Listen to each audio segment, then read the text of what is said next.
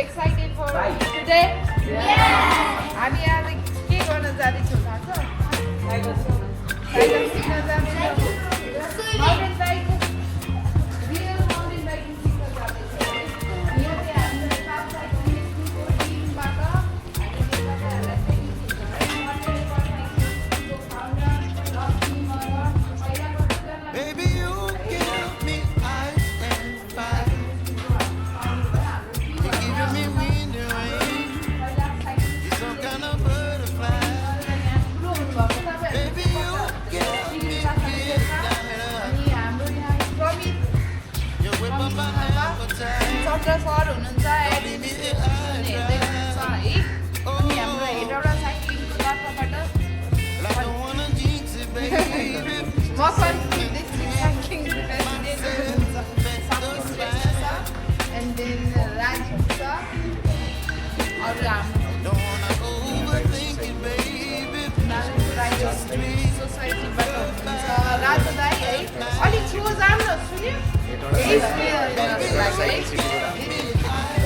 Hetauda cycle सिटीबाट हाम्रो Lekhnath sir पनि हुनुहुन्छ यहाँ उहाँले पनि राइड टु हेटौडा टु सौरा अब वैशाख 12-13 गराउँदै हुनुहुन्छ है त्यसमा पनि पार्टिसिपेट हुने भयो है रमाइलो गर्नेछ त्यसमा चाहिँ अहिले चाहिँ हामीले माउन्टेन बाइकिङ अनि आज हामी यहाँबाट माउन्टेन बाइकिङ गर्दै बनस्पति जान्छौँ त्यहाँबाट बाइक टेक्निकहरू स्किलहरू सिक्छौँ है आज mountain proper mountain biking skill But I don't wanna miss you, baby. So I let the speak by my भोलि चाहिँ हामी जान्छौँ है आज चाहिँ फर्स्टमा साइकलमा बस्ने पोस्चरहरू पहिलाको रिभिजन पहिलाको आज हात काम त धेरै त है पहिला हामीले बेसिक लेसनमा के पढाएको भने के पढाएको के बता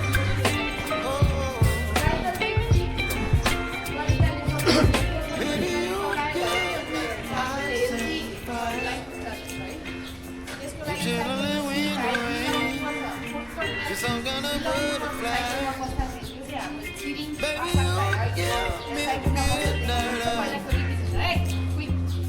You whip up my appetite. Don't leave me high and dry. Baby, you give me ice and fire. You're chilling wind and rain. You're some kind of butterfly. Baby, you give me midnight. You whip up my appetite. Don't leave me high and dry. Oh,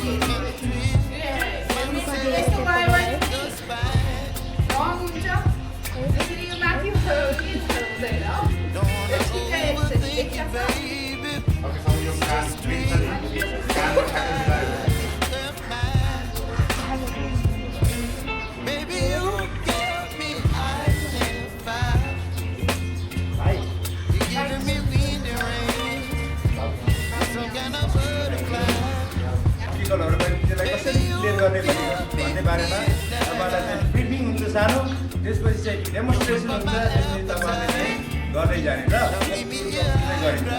whole सिकेपछि फेरि हामी चाहिँ के हुन्छ, भात खाइन्छ, भात खाएपछि फेरि कहाँ गइन्छ, स्कुलमा गइन्छ, क्लासहरू चाहिँ हामीले चाहिँ सिकाइन्छ तपाईँहरूलाई है। फेरि के हुन्छ, घर जाने, भात खाने, फेरि भोलिलाई चाहिँ रेडी हुन्छ।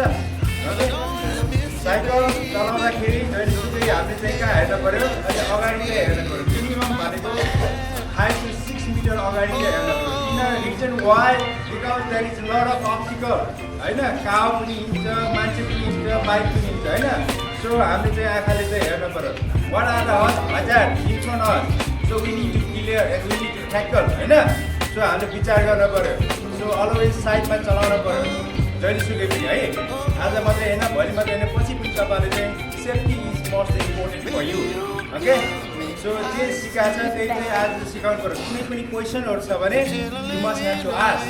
Okay, ask, okay, any time you can ask है। त्यसरी चाहिँ सो हाम्रो 3 दिनको क्लास चाहिँ एकदमै ब्युटिफुल इन्जोयबल चाहिँ हुनु पऱ्यो ल। रेडी?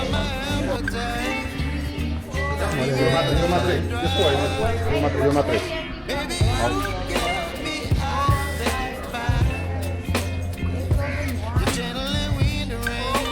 तान्ने होइन, यस्तो गरिरहनु पर्छ।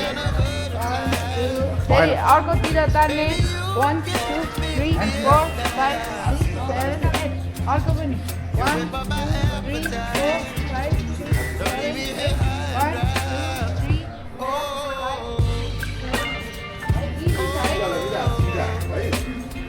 अब यो कमर हल्लाउनु पर्ने यसरी आउँछ र हुलाउ खेले छैन हुलाउ 5 6 एक्सरसाइज पनि है अब अर्कोतिर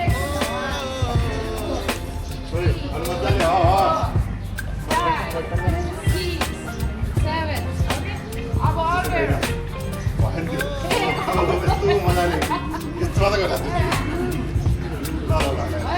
अर्को एउटा कस्तो इजी छ थाहा छ यो गर्ने यसले चाहिँ तपाईँहरूको थाइको मसललाई वार्म गराउँछ अनि साइक्लिङ गर्दाखेरि पुरा बस्ने त्यसलाई इजी बनाउँछ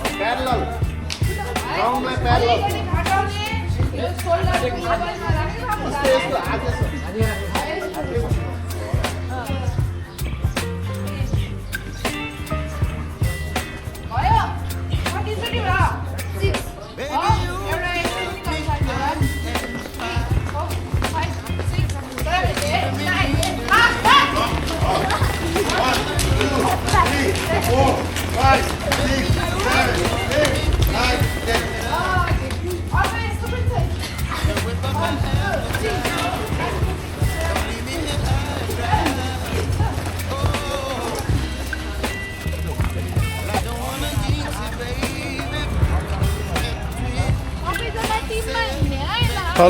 follow together.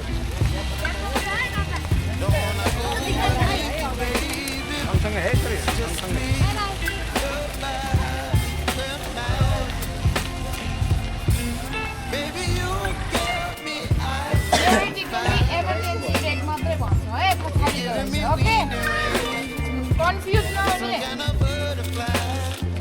बुझ्यो अनि हामी ओह्रालोमा रोक्नु पर्ने हुन्छ नि कहिलेकाहीँ गाडीहरू गइरहेको हुन्छ किनकि ट्राफिक जाममा हामी त फुल कन्फिडेन्स चलाउनु सक्नु पर्यो नि त अब तिमीहरू साइकल चलाएर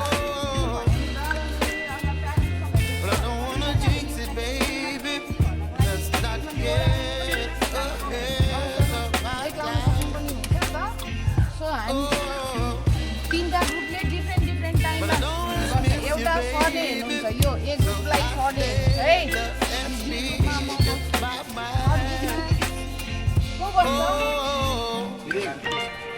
स्पिरिङ Pasang okay he is hero है भेरी गुड इज डन अनि also they have been done scholarship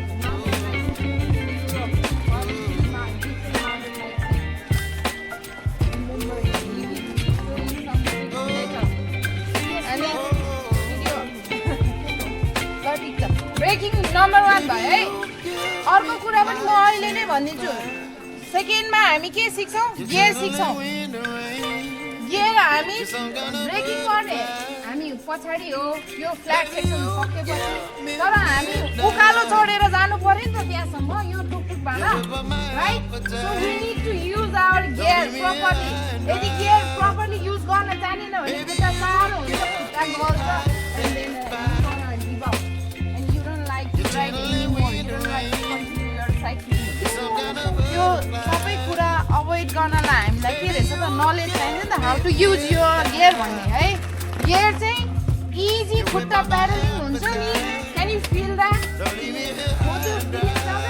त्यो उकालो आउने ठ्याक्क टाइमिङमा हामीले गियरलाई इजीमा चलाउने तपाईँहरूको गियर कहाँ छ राइट ह्यान्ड साइडमा छ पछाडिको गियर राइट अगाडिको गियर कतापट्टि छ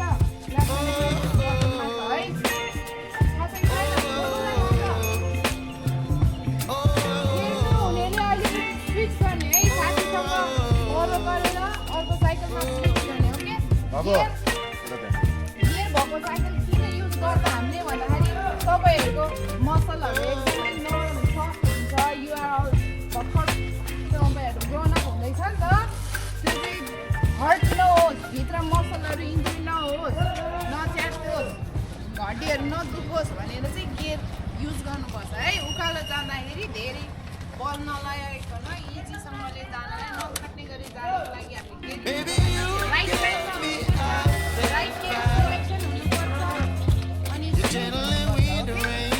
गियर पेडलिङ गरेको बेलामा मात्रै सिफ्ट गर्दाखेरि गियर चेन्ज हुन्छ या चेक इट यसरी चेक गर्ने यो बटन थिच्ने गियर को बेला चलाउनु लाग्यो त चलाउन आउने मात्रै है आउँछ भन्ने मात्रै हैन आउँछ